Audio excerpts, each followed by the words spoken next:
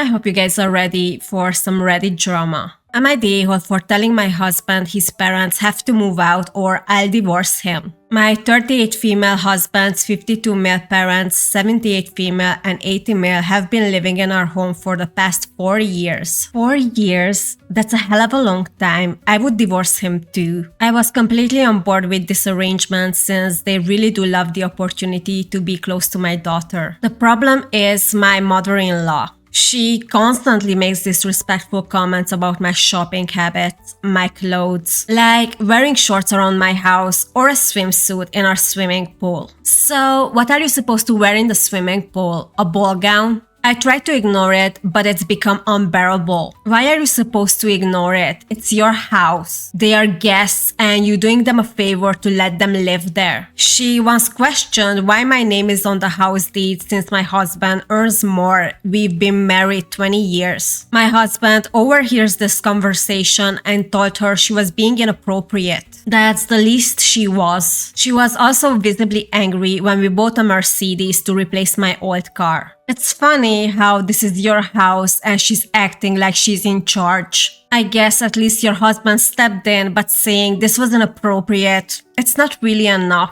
I don't discuss our finances with her because it's none of her business. Duh. We don't charge them rent. We pay all the bills and their cell phones. They only help with some groceries. So basically, you guys are fully support them and she treats you like hot garbage. Awesome. The final straw happened the other day. She asked if I had fed our dog and cat, which I hadn't because they are on a strict diet and feeding schedule. Our cat is 17 and our dog is 7. She then started talking to her husband right in front of me, putting words in my mouth and making it sound like I put her and her husband on schedule to feed our dog and cat, which isn't true. Even if you were, they're living there for completely free of charge. I would expect some chores to be done at the minimum. I finally snapped and told her that if they continued living with us, I would separate from my husband because living with her is driving me insane. When my husband came home, I told him his parents need to find another place to live or we would divorce and sell the house. He agreed with me that they need to go. Honestly, I can't blame you at all. At least your husband is on board, otherwise this would have been even more of a nightmare. Here's why I might be the a-hole. They can't afford to rent anywhere near us since the cheapest rent in our town is around $3,000. How is that your fault? They had 4 years to save up money while they didn't pay any rent for you. Did they expect to live in your house forever for free? Then maybe, just maybe, they should have been nicer to you. They both have hearing and eyesight issues that making drive difficult, and moving would limit their proximity to their only grandchild. I feel terrible about that, but I can't live like this anymore, so am I the a-hole? I can see you feel guilty, but you were pushed to the edge. Your in-laws are adults and you are not responsible for them. You are absolutely not the a-hole. You are justified for wanting peace in your home. Edit. In-laws does not pay for anything. They are included in my cell phone plan. They buy groceries and pay for their car. My husband and I have been married for 20 years. My husband and his parents are Americans, German and English, and we live in USA. Mother-in-law and father-in-law retired in their 50s and sold their house 10 years ago to move in closer to their only grandchild and to make your life a living hell at the same time. I do not know where they spend their money on. I do know they went to cruises a lot after they sold their house and then 4 years ago they moved in with us. They did not contribute to anything to our household. My husband and I use our savings as well as the proceeds of the sale of our condo to purchase our home. So basically they cashed out, they lived it off, and now they are here freeloading and adding all this stress. Update. I spoke with my husband last night and this is taking a toll on him. He said he doesn't want to be kicking his parents out toward the end of their lives. However, I told him that I have put up with this for 4 years and that there's many instances where she says things and does things that have alienated me in my own house and that words were exchanged a few times already. I guess then he has to decide who he wants to live with, his parents or his wife. He cannot expect you to keep being humiliated and live like this. 4 years of having to put up with his mother's behavior, and I have reached the end of my limit. I told him they have 6 months. That is more than generous. I also told him that I love him, but that love doesn't mean I have to stay married if he wants to continue living with his parents. A life living in the same household with his parents is a life without me. I think it was about time that you draw this boundary. You were living with his parents for 4 years and you gave an extra 6 months. That's insane. But let's see what Reddit thinks. This is your husband's problem. You are the priority. Not the a-hole. She is living rent-free but acts like she owns the place. Not the a-hole, and 90 minutes away sounds pretty good. I hope your husband can wake up and realize the sacrifices you made in the past 4 years living with them. You went above and beyond for him. And if he's okay, you are walking away from him because of this, you know your answer. Am I the a-hole for explaining the consequences of his actions to my son? That sounds parenting to me. My family lives in Canada. This is important. My kid was being bullied at school. He is a big kid and I have always told him to resolve his problems with words. I've told him to report bullying to teachers and if they don't listen, to the principal. Also to tell me and his mom so we can follow up. My son's after-school program is Taekwondo class, also important. He's been in Taekwondo since he was in kindergarten. He also plays hockey. There are a group of kids at his school that have been to my kid and his friends. My kid did the right thing and told the teacher monitoring recess. She told him that the kids were new to Canada and they didn't know how to fit in yet. The kids were new to planet Earth as well. I don't think bullying is okay in any countries. He went to the principal and got told pretty much the same thing. So he told his mom. She wanted to go confront the parents and she likely would have ended up in custody. She's Irish, like real Irish from Ireland, not Marky Mark Irish. I told her I would take care of it. I made an appointment to talk to the principal and teacher along with my son. I went into the meeting with a simple goal: to stop the bullying. The principal and teacher both tried the same excuse on me, that these kids were newcomers and they weren't fully aware of how Canada was different from their home country and what they saw on American TV. Bullying is bullying and the school has to deal with it, not trying to sweep it under the rug. I asked what was being done to stop it. I can tell you,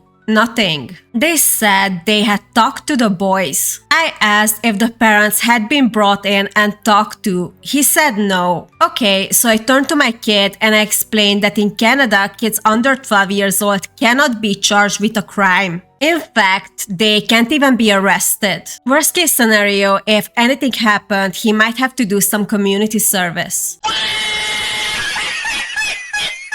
I would pay to see the teachers and principal's face when you finish this monologue. The principal and teacher went crazy telling me that I can't tell him that. I asked them if I was lying. They both shut up. I pointed to them and told my kid to remember that they didn't say I was wrong. I told him to tell me in a week if he was still bullied. My understanding is that all bullies' parents were called in and told to control their children. The bullies were also given library detention instead of recess for a month. I'm satisfied with the result, but the teacher and principal seemed upset. My wife thinks I should have given him the information privately. No, I think this was perfect. No notes from me. I'm American and I love that this was the fastest end to school bullying, hopefully anyway, not the a-hole. I love this. God bless Canada, not the a-hole. As a former principal, I wouldn't be upset with this information. It's true. You are definitely not the a-hole. In fact, you are pretty badass. Am I the a-hole for getting my coworker fired after she kept trying to prove my service dog is fake? Fake? How does a service dog supposed to be fake? I have a medical alert service dog named Max who helps with a serious heart condition. He's literally saved my life multiple times by alerting before I pass out. I started a new office job 3 months ago and everything was fine until, let's call her Karen, started her crusade against Max. I already don't like where this is going. It's a medical alert dog. Like, that's not a pet you bring in for fun. The fact that someone is having having a problem with a service animal is ridiculous. It started small. She loudly announced, "Pets aren't allowed in the office," every time she saw us. I explained repeatedly that Max is a service dog, not a pet, and showed her his documentation. She then started telling everyone I was obviously faking because I looked too young to be disabled. I hate when people think disability is supposed to look a certain way. You did everything right, explained the situation, showed proof. Now it's time to go to HR. Things escalated fast. She tried to test Max by dropping food near him. He's trained to ignore it. She reported me to HR weekly. She was the one who was going to HR. And HR didn't stop her. That's insane. But the worst part, she started purposely wearing strong perfume and spraying air freshener around my desk, which triggers my condition. Max alerted 3 times in one day because of this. So she's crazy. First, it sounded like she was annoying, but her behavior is dangerous. At this point, it feels less like complaining, more like harassment. She's actively trying to prove a point and putting your health in the middle of it. This must stop by yesterday. The final straw, I found out she was taking photos of me and Max and posting them in a Facebook group about fake service dogs, asking for ways to expose me. She included my full name and my workplace.